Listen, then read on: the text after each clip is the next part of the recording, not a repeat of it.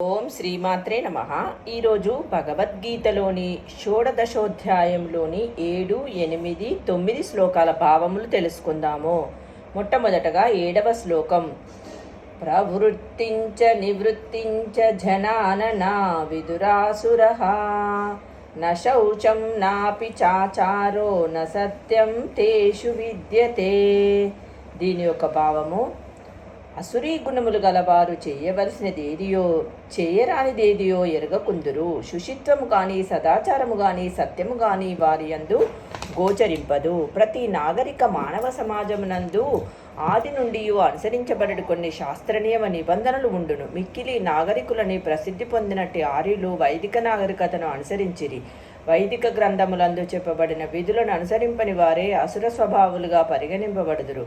కనుకనే అసుర స్వభావము కలవారు శాస్త్ర నియమములను ఎరుగుట గాని వానిని అనుసరింపవలనను ఉద్దేశమును కలిగియుండుటగానే జరగదని ఇక్కడ చెప్పబడినది. అట్టి వారిలో అధిక శాతము ఆ నియమములను ఎరగకుందురు. కొంతమంది ఆ నియమములను ఎరిగినను వానిని అనుసరింపవలనను ఉద్దేశము వారికి ఉండదు. వైదిక నిర్దేశములందు విశ్వాసం కానీ వానిని అనుసరించి నియమానుసారము వర్తింపవలనని సంకల్పము గాని అసుర స్వభావము గల వారికి ఉండదు. వారు ఆంతర్యం నందు గాని బాహ్యం నందు గాని చూసిని కలిగి ఉండరు. ప్రతి ఒక్కరూ స్నానము, దంతధావనము, క్షౌరము, శుభ్రమైన వస్త్రములను ధరించుట వంటి కార్యముల ద్వారా తమ శరీరమును శుచిగా ఉంచుకొనుట యందు శ్రద్ధ వహింపవలను. ఆంతరంగిక శుచిత్వం కొరకు ఎవరైనను హరే కృష్ణ కృష్ణ కృష్ణ హరే హరే హరే రామ రామ రామ హరే హరే అని ఎల్లప్పుడూ భగవన్నామములను జపింపవలను. అసురీ స్వభావులు ఈ బాహ్యమైనట్టి అంతరమైనట్టు శుచిత్వమునకు సంబంధించిన నియమములను అంగీకరించుట గాని వానిని అనుసరించుట గాని చేయరు అని భావము. ఇప్పుడు 8వ శ్లోకం. అసత్యమప్రతిష్టం తే జగదాహూరనీశ్వరం అపరస్పర సంభూతం కిమన్యత్ కామహైతుకం. దీని యొక్క భావము: ఈ జగత్తు అసత్యమనియు ఆధారం లేనిదనియు నియామకుడెవ్వడును దీనికి లేడనియు సంగమాభిలాష చేతనే ఉత్పాదితమైనదని దీనికి కామము తప్ప మరొక కారణము లేదనియు వారు పలుకుదురు. అసుర స్వభావులు ఈ జగత్తు మిథ్య అని నిర్ణయింతురు. దీనికి కార్యాకరణములు గాని నియామకుడు గాని ప్రయోజనము గాని లేవనియు సర్వము మిథ్యే అనియు వారు భావింతురు. ఈ జగత్తు భౌతిక క్రియాపత్రికలచే అదృశ్యముగా ఏర్పడినదని వారు చెప్పుదురు. ఈ జగత్తు భగవానునిచే ఒక ప్రత్యేక ప్రయోజనార్థమై సృష్టింపబడినదని వారు భావింపజాలరు. ఈ జగత్తు దానంతట అదే వచ్చినదనియు దాని వెనుక భగవానుడు గలడని విశ్వసించనవసరం లేదనేది వారి సొంత సిద్ధాంతము. వారు ఆధ్యాత్మిక పదార్థమునకు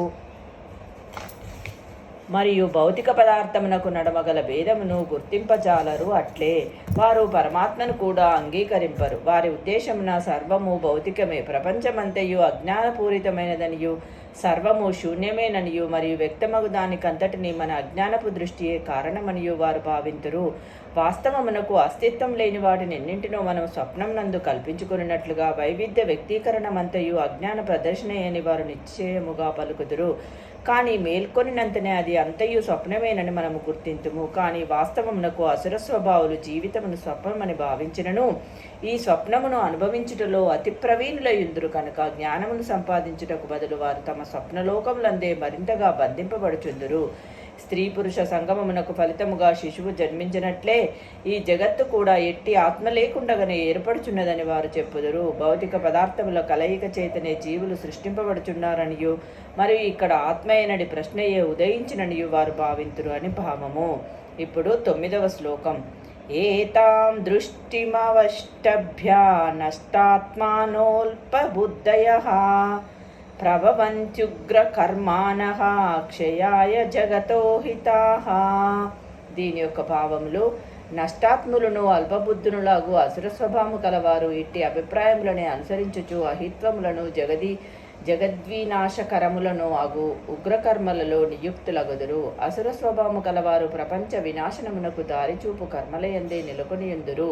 అట్టి వారిని భగవానుడు ఇక్కడ అల్పబుద్ధులని చెప్పుచున్నాడు. భగవద్భావన లేని భౌతికవాదులు తాము పురోభివృద్ధిని సాధించుచున్నట్లుగా భావింతురు. కానీ భగవద్గీతను అనుసరించి వారు జ్ఞానం లేని అల్పబుద్ధులు. వారు ఈ భౌతిక జగత్తునందు సాధ్యమైనంత అధికముగా సుఖం అనుభవించుటకు యత్నించుచు ఇంద్రియ తృప్తికి ఏదో ఒక క్రొత్త దానిని కనిపెట్టుటయందు వారెల్లప్పుడూ నిమగ్నులయుందురు. అట్టి భౌతిక పరిశోధనల ఫలితములు మానవ నాగరికత పురోభివృద్ధిగా పరిగణింపబడినను ఫలితంగా జనులు మరింతగా జంతువుల పట్లను ఇతర మానవుల పట్లను హింసా ప్రవృత్తిని వృద్ధి చేసుకొని క్రూరులుగా తయారగుచున్నారు. ఇతర జీవుల పట్ల ఎట్లు వర్తింపవలనో వారెరుగరు.